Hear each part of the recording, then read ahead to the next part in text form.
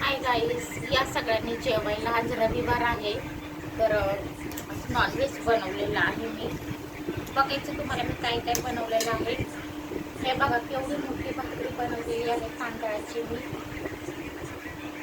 मला ना भाकरी खायची इच्छा होती म्हणून मी भाकरी खाली बनवली. आणि हे बघा बजडी फ्राय.